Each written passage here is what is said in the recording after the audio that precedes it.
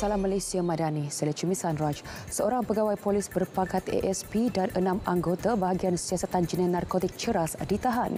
Kesemua mereka ditahan semalam bagi membantu siasatan kes pemerasan dan cabul. Ketua Polis Kuala Lumpur, Datuk Rusdi Muhammad Isa mengesahkan penahanan berkenaan. Menurutnya, pegawai dan anggota polis terbabit direman selama 14 hari bermula hari ini. Beliau berkata kesemua mereka ditahan susulan aduan yang diterima daripada seorang wanita berusia 22 tahun pada 7 Oktober lalu. Datuk Rusdi menegaskan pihaknya tidak akan berkompromi dengan sebarang salah laku pegawai dan anggota polis. Kes disiasat di bawah Seksyen 354 dan 384 Kanun Kesiksaan.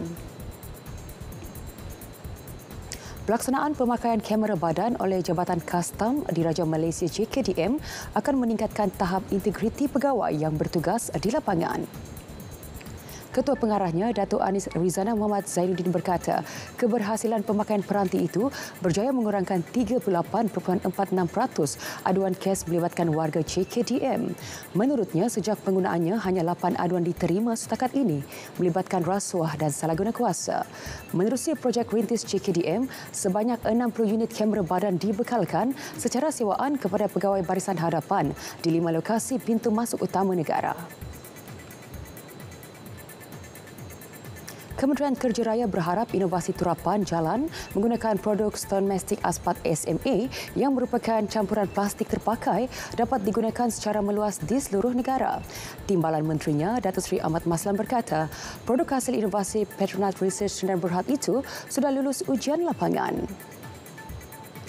Menurutnya, inovasi itu dapat menyelesaikan masalah jalan berlubang dan meningkatkan daya tahan terhadap aluran serta bebanan kenderaan berat. Jalan Persekutuan di Tanah Tinggi Lojing merupakan lokasi pertama yang menggunakan produk turapan SMA sepanjang 200 meter. Beliau berkata walaupun kosnya tinggi sedikit, tetapi jika ia dilaksanakan secara besar-besaran, kosnya akan dapat dikurangkan. Selangor telah melakukan persediaan awal bagi menghadapi fenomena air pasang besar yang diramar berlaku pada 17 hingga 21 Oktober ini. Persiapan juga dilaksana bagi menghadapi peralihan monsun timur laut bermula awal November ini dan berterusan sehingga Mac tahun depan. Antara persediaan yang dilakukan ialah penambahbaikan projek ban dan pemantauan kawasan kerap dilanda banjir. Esko Selangor Muhammad Najwan Halimi berkata, persediaan termasuk melakukan simulasi yang melibatkan 12 pihak berkuasa tempatan. Menurutnya, pemantauan juga sentiasa dilakukan di lokasi-lokasi berisiko. Beliau berkata demikian selepas merasmikan Hari Sukan Negara 2024 peringkat Selangor di dataran kemerdekaan Shah Alam. Sebelum ini, penduduk di kawasan pesisir pantai di Selangor diingatkan supaya peka dan berwaspada untuk berdepan fenomena air pasang besar. Bacaan paras air laut dijangkakan meningkat sehingga mencecah ketinggian 5.8 meter pada 18 Oktober.